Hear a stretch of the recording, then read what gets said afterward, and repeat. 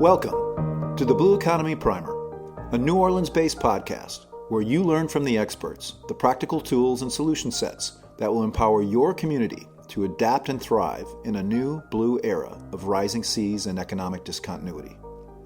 Special thanks to the Dan Lucas Memorial Foundation and the Pontchartrain Conservancy for their financial and institutional support of Deep Blue Academy's education and research initiatives.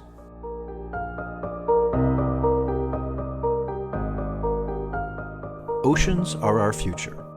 As goes the well-being of our Gulf Coast communities, so goes the future of Louisiana. The same is true for island nations, maritime cultures, and low-lying coastal regions around the world. I'm Greg Delaune, your host for the Blue Economy Primer podcast. I'm an architect and urban planner specializing in all things blue economy. That includes development policies, technologies, and environmental projects that will help with the adaptation and retreat process that will be an inevitable part of humanity's future in the decades to come. The shocking truth is that our little blue planet is experiencing devastating and accelerating changes to average sea level, ocean temperatures, and marine pH that are already inescapably baked into the future of the planetary biosphere.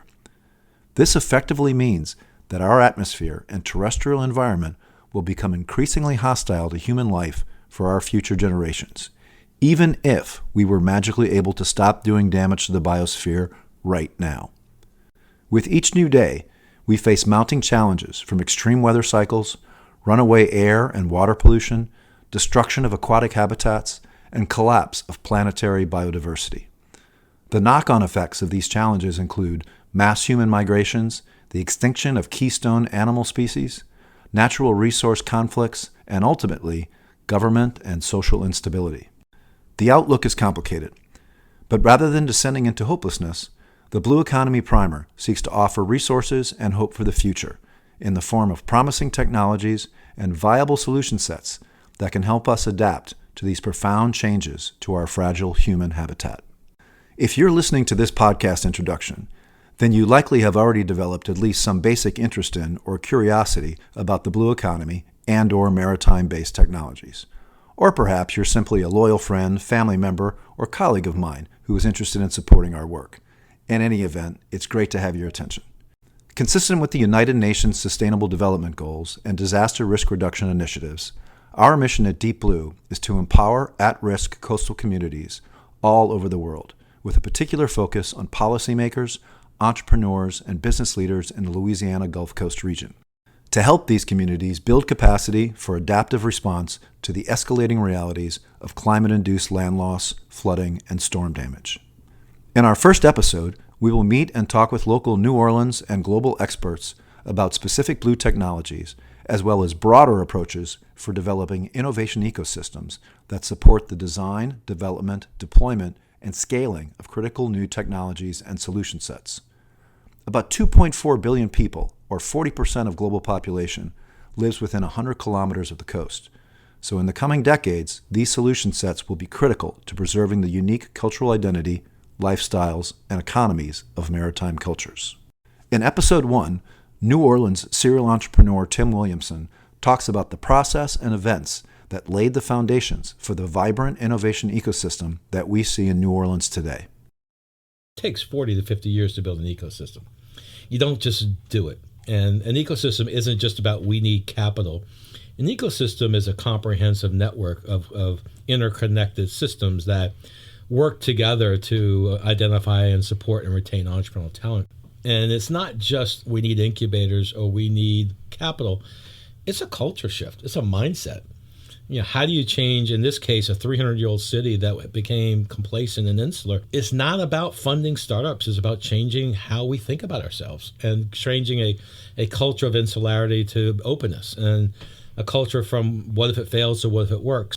By 2022, we are now seeing the benefits of this ecosystem. We've had about $2.5 billion worth of exits in the last 6 months. Right now, the ecosystem's in place, and just last week they announced about $125 million worth of venture capital is coming in to fund this ecosystem. Tim's latest ongoing work with The New Society, a Web3 venture studio, is part of a larger vision for exponentially scaling the success that the local startup scene has enjoyed in recent years to encompass and support a broad range of sectors and technology initiatives.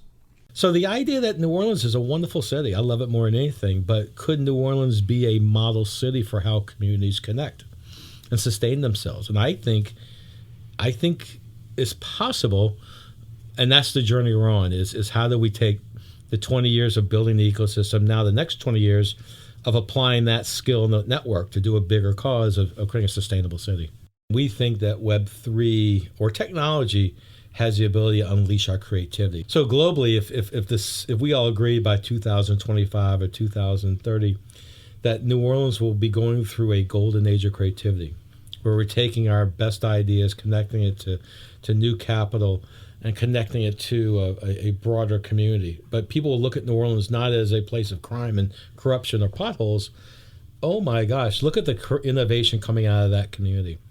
I think that's possible. And I think that is a vision that we could achieve. Because there's no reason why we can't. We got the ecosystem, we got the leadership, we got the capital. Let's just go. In episode 2, we talk with our old friend and colleague, Joe Quirk, sea evangelist and president of the Seasteading Institute. On this Earth, which we haven't discovered yet, it's called Planet Ocean, where more than 2/3 of the Earth's surface is ocean. 99% of the living space is the ocean when you consider the three-dimensional nature of this planet. And we're the land apes stuck with our land-based myopia. We already have an atmosphere. It's not irradiated. It's already full of life. We need to discover the ocean and use it to solve these grand global challenges because it already is, if we just work with it. But if we can put seasteads out there, grow coral reefs on our seasteads, we increase the amount of life on the ocean, we absorb carbonic acid from the ocean, lowering the acidity of the ocean, which gives the ocean more power to absorb CO2 from the atmosphere. The more we scale this up, the better it is for the Earth. Joe has been on the front lines of the blue economy and blue technology revolution for over 10 years, spearheading projects and proposals for floating cities and marine base habitats in places like French Polynesia, Panama, and Thailand.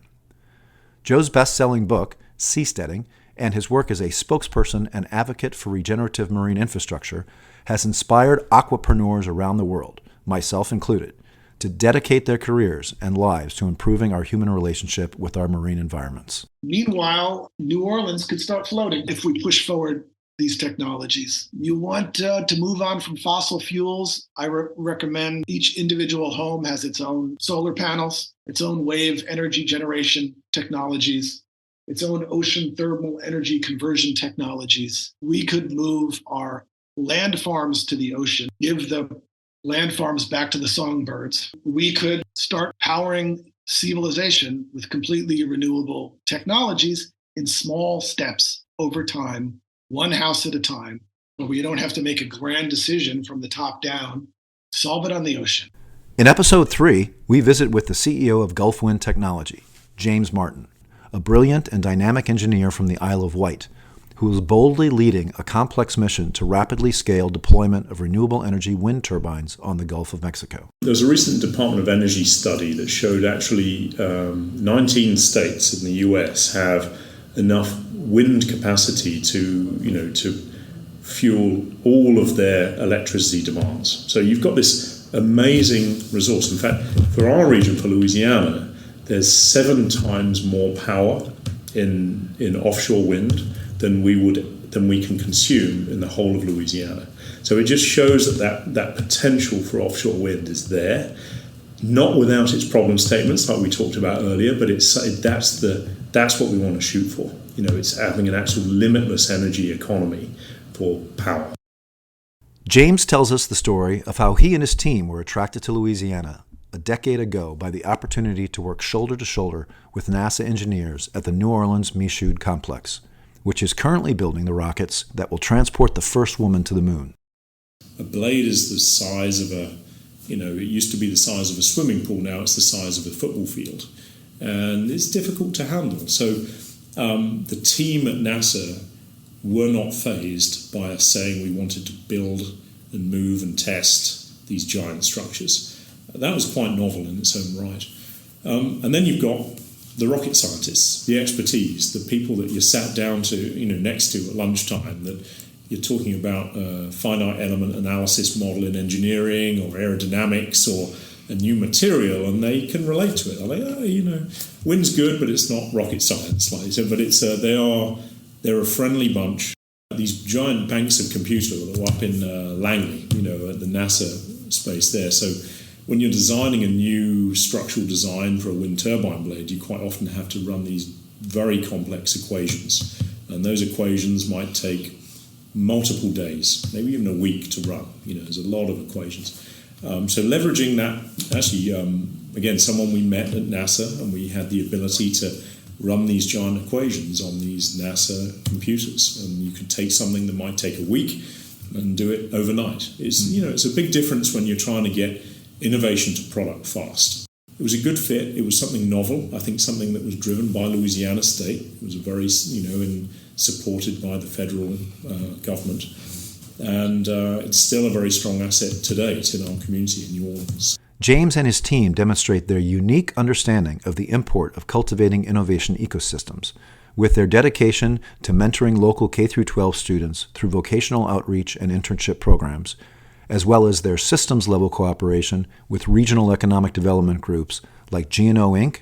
and The Beach, an innovation campus at the University of New Orleans that is energizing the renewables sector with initiatives like the New Energy Nexus. But the workforce of tomorrow, we're really proud to be working with Jefferson Parish Schools here on the right near the Avondale Teapot Coast shipyard.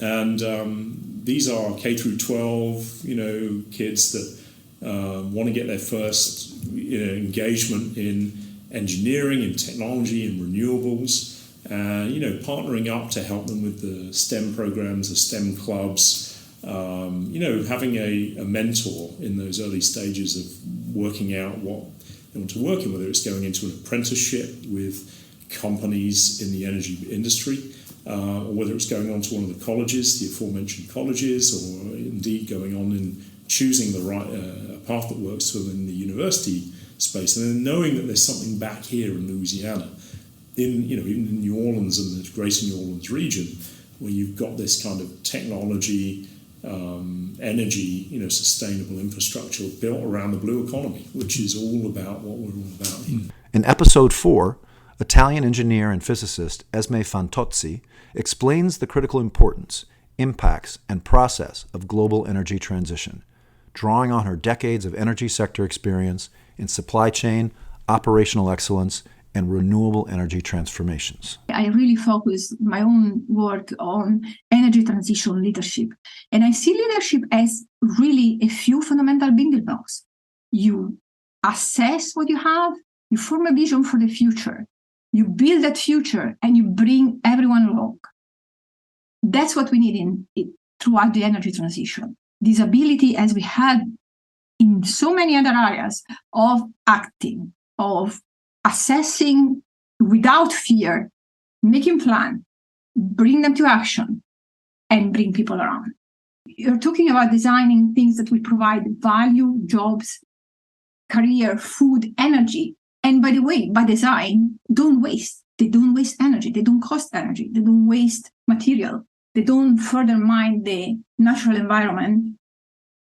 Her interactive and formative work with the MIT-conceived En-ROADS platform is helping corporations and individuals gain a better understanding of the challenges we are facing in the coming decades and the role that each of us can play as individuals, organizations, and sectors in working towards global net zero carbon emissions.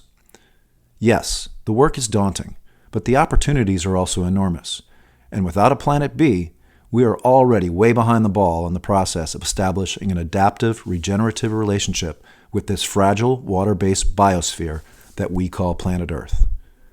Please join us at Deep Blue Academy and for each new episode of the Blue Economy Primer as we learn from the experts the practical tools and valuable solution sets that will empower your community to adapt and thrive in an age of climate and economic discontinuity. Thank you for joining us for the Blue Economy Primer. If you enjoyed today's podcast, please hit the like button and be sure to visit our website at www.deepblue.academy, where you can access important links and supporting information about today's podcast, Send us your comments and or suggestions for potential guests and topics, get more information about our education and training programs, and join our mailing list, as well as make a much appreciated tax-deductible donation to support our nonprofit education and research initiatives. Thanks again to the Dan Lucas Memorial Foundation and the Pontchartrain Conservancy for their critical financial and institutional support. Until next time, when we meet again on the ever-expanding horizons of the blue economy.